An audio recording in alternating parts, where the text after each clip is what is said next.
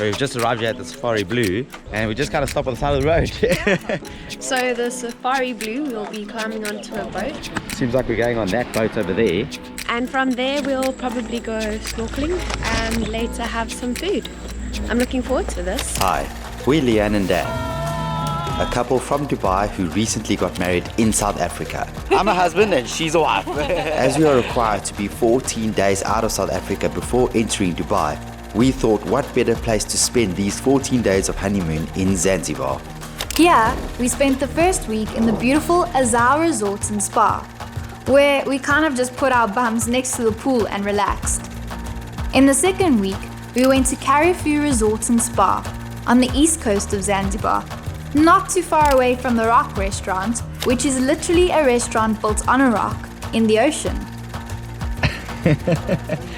Look at the size of that thing. This thing is massive.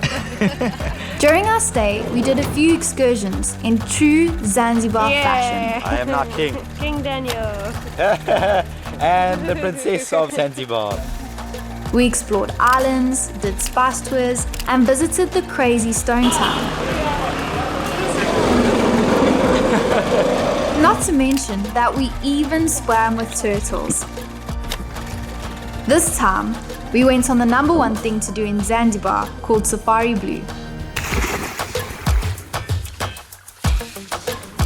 Pole pole. Oh. Walking through a bunch of seaweed and a rocky beach. Oh. Oh. On the boat. Yeah, all good. Made it on the boat. Once we were in the boat, we headed out to our first stop of the day. We call it Safari Blue because that's all of the ocean. That's why we call it Safari Blue. There's a guy in his little surfboard over there. Out in the middle of nowhere. Just paddle boarded all the way out. Check, there he is. Literally nowhere. Let's go snorkeling.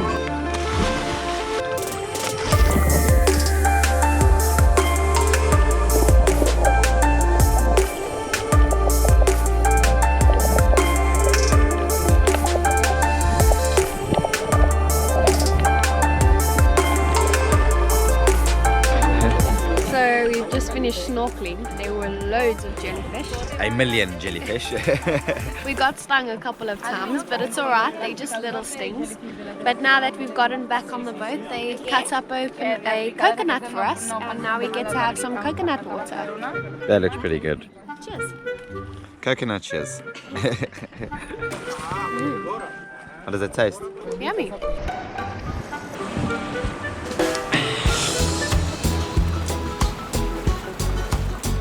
So we stopped here on an island, which is like just a little sandbank in the middle of the ocean. It's so cool. Island living. You can literally see we're on a sandbank. All around us. Grab my coconut. Cheers. Check, the coconut is bigger than Leanne. Baby, there's a coconut on your head.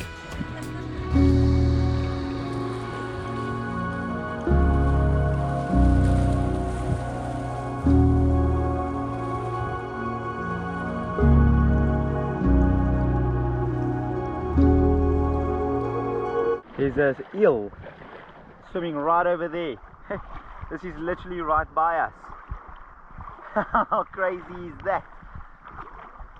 You'd never think you'd be able to see an eel from like right here on land. There's a little baby one, it's so cool. You see? Yeah. There's a jellyfish right where we are walking.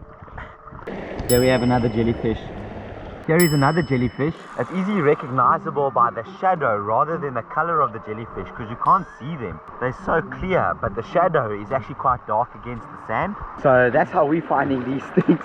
The only way you can actually spot them is by looking at the shadow itself. Watch, Leanne now is starting to look for all the jellyfish.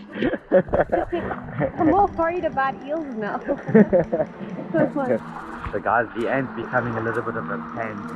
She's getting quite scared. of all the little stuff inside the water. Oh, that eel almost attacked me. It was a baby eel. Yeah, but still. Jellyfish. Wait. Joking. No. I'm slightly mean. Am I mean? Why are you laughing at me? Because you're so skitterish, you're scared you're going to see jellyfish. I hate jellyfish. And you can't see them, so they surprise you, and I hate that even more. If I could see them, I think I'd feel a little bit better. Like, they don't sting that bad at all, but like, it's just not fun to experience when there's like 5 around you. check her looking.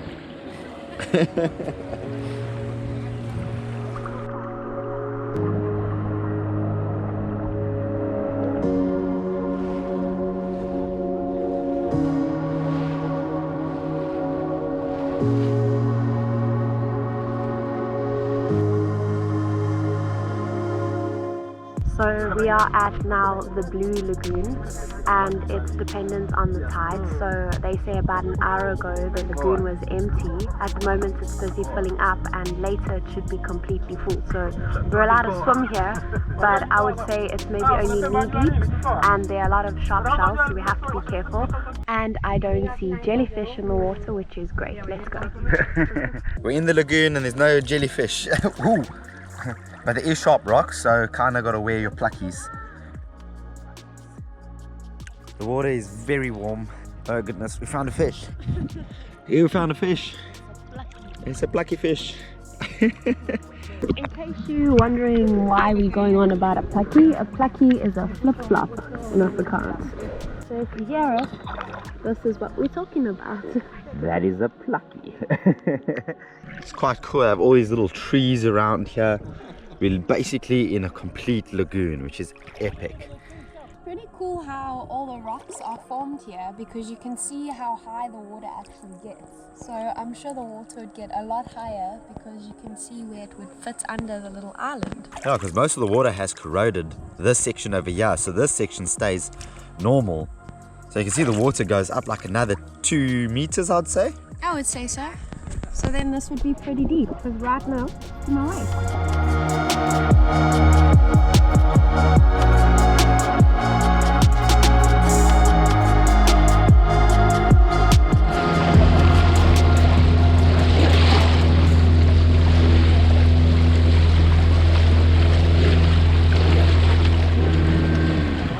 So we've just landed here on an island where we're going to have a seafood lunch, which is pretty cool.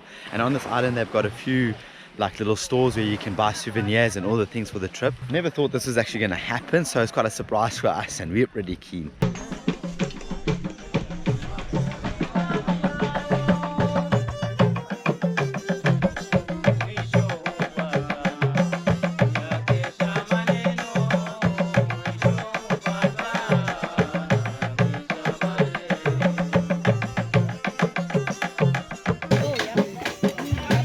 Wow, you're about to get a massive lobster on your plate.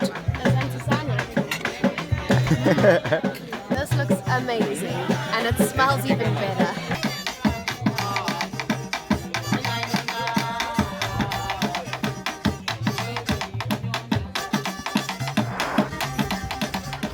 So here at the baobab, this tree used to stand directly up, but it fell over, so this is the roots, and it's still actually continuing to grow.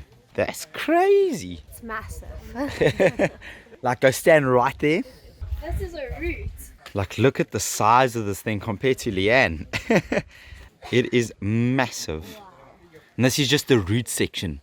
And there you can see it's continuing to grow up. The tree used to be that way up, and then when it fell over, now it's continued to grow more. Wow. I don't know the words. Jumbo, Jumbo Guana, Habari Gani, Umsuri Sana. You're like the guy from the Spice Farm. Jambo bwana, habari gani, mzuri sana. With our tour coming to an end, we took a few jumps off the boat for some fun. The boat crew began to untie the sails and set them up for our sail back.